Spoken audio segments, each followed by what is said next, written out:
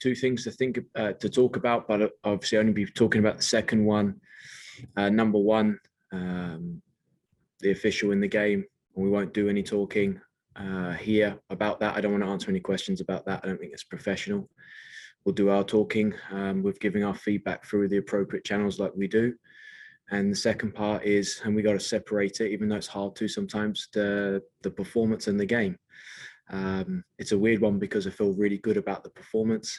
Really feel good about our dominance in the performance. We did a very good job in the first and second half to create chances in the right areas that we love. Unfortunately, weren't able to finish them.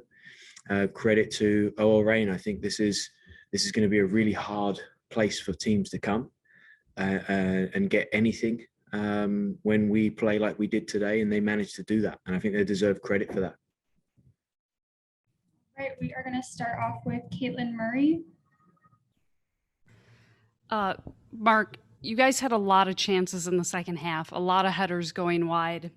I'm curious, did you see anything in the lack of finishing you can attribute that to? Or is it just the sort of thing where as players progress through the season, they're going to score those? I think the positive is that we're having some great crosses. We're getting into the areas to be able to deliver great crosses. The location of those crosses were good, the technique to deliver. And I thought the movements and the timing to approach the headers were really good, and we were consistent in doing that. Unfortunately, the finish wasn't there. Yeah, I think you get concerned when you're not getting those areas and you're not creating those types of passes from wide areas. If you can't do that, I think it's time to worry. So we're 2, 3, 4 months away from being full steam.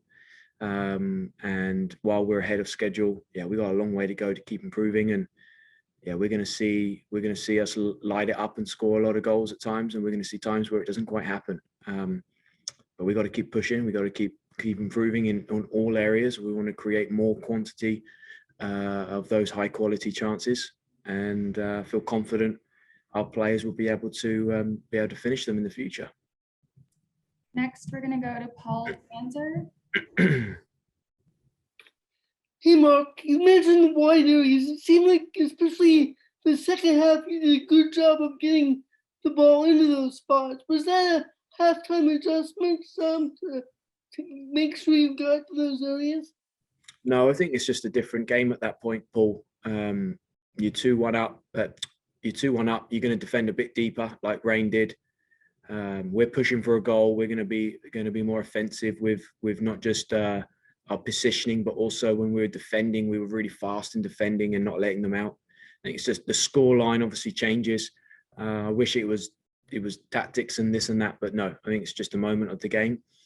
And we talked about knowing that would probably happen, and we have to deal with transition a bit better. That will be their only way out of our pressure that we were going to bring. But in the first half, I thought we did a good job of creating some of those opportunities. Obviously, the first half felt a bit more intense, but we're still able to create looks and chances that we like, or the chance to create the pass or cross. And yeah, we didn't make it happen in front of goal, and we got to take positives away from the rest of the stuff until that moment, because we did a lot of great stuff today. Next is Leo Bodwin. Hi, Mark. I'm curious if you can speak a little to what we saw from Crystal Dunn today. Yeah, saw Crystal Dunn being a great midfielder, playing in lots of different spaces. I think what was good today is we saw her in wide areas as well, because it's something that when an opponent does has certain positioning and there's space there, or our fullback gets caught low, I think it's good to be able to see that. And I was very happy with the areas and the positions that she was getting into. But more importantly, I was happy with how the midfield connection and shape was throughout the game. Right now, I've got the worst view of the stadium on a sideline. The last time we played OL Reign at home in the Challenge Cup, I thought our midfield distances were too big, both in possession and when we were defending. And today it looked better, looked more connected. Next, we're going to go to Grant Little. Hi, Mark. I was wondering what you made of the Reign's high intensity and physical start, especially in that 6 minutes where you conceded twice, and if that unsettled the team, or if you attribute that 6 minutes to something else. I thought the rain did a great job. Yeah, the first was a total time, first 10, 15. I thought our pressure from forwards was close to being what we needed. Midfield was a little bit lighter pressure in those first 10, 12 minutes, 15 minutes. Thought Rain did a great job in being aggressive and being intense. And I think you're gonna. Last week was probably a massive one-off. Every team that comes into the stadium, never mind your rivals, you're going to see the best of them. You're going to see the most intense version. So yeah, it's expected, and that's where I think it's actually a positive and an advantage to us, because as the games go on and you get really big, intense games, we are game 2 regular season. This was the most fiery, intense game we've seen throughout the whole of Challenge Cup or regular season so far. We've already had 2 or 3 of these games. I think it's an advantage. It's a compliment to us in the fact that everyone brings their best, and we got to get used to it fast. I think we are used to it, and I think we only get stronger by playing in games like this. I talked about the Challenge Cup final. It's really important to get to that game because it was going to be big and intense and stress and pressure, and for us to get those experiences are key for moments like today. And as the season goes on, feels like we've got 5 or 6 rivals in this league, and we're going to face a lot more type of games like this. All right, we'll take 2 more. Next is Melina Gaspar. Hey, Mark, tough loss. So you have been rating previous games before. What is your rate for this game? And also, what is the biggest lesson you have learned from this game? Thank you. Yeah, I think I've been stuck at 7 out of 10 throughout. I think last week we saw a really strong performance. This week maybe an 8 out of 10. And I'll be interested after I've analysed it if anything's changed. If you take away the 2 seconds from the 2 seconds on our goal, 2 seconds on their 2 goals, take away those 6-7 seconds, the ball going in the net, and you watch the rest of the game, how do you feel? Yeah, I feel positive that I feel great about our performance, but knowing that we need to have the final moment, improve in the final moment.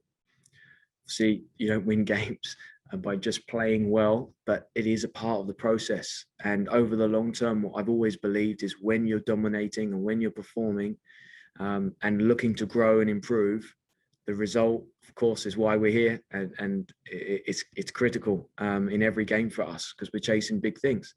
But the performance is more important. Performance was good today. So be interesting if I feel the same after analyzing. Last question will be Caitlin Best. Hi, Mark. I'm just wondering if you give us an update on Kristen Westphal, who it looks like came out with an injury. And then I'm also wondering about some of the lineup choices on the back line with both Menges and Cuica on the bench. Yeah.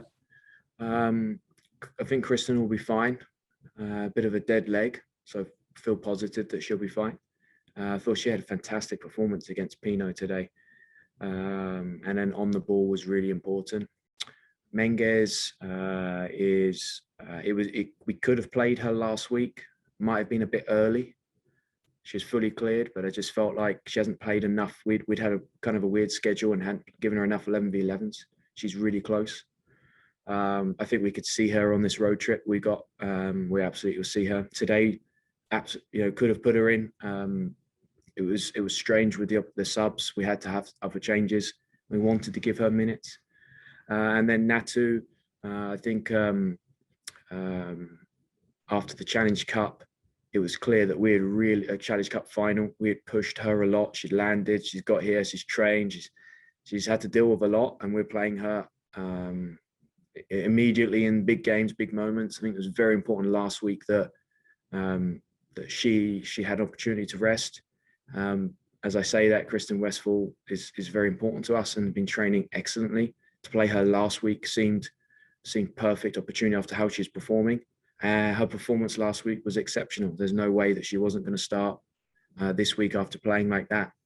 So I think you're going to see that not just in those areas or positions you talked about. You're going to see that in the midfield. You're going to see that in forwards where, we've got great competition and we're going to have to see everyone. We're going to have to rely on everyone.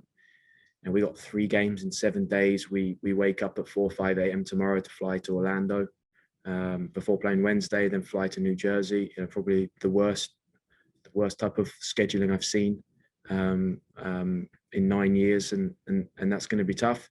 But that's why we've got the roster that we've got. That's why we've been developing and supporting every player we possibly can, and excited to see some opportunity over these next 2 games.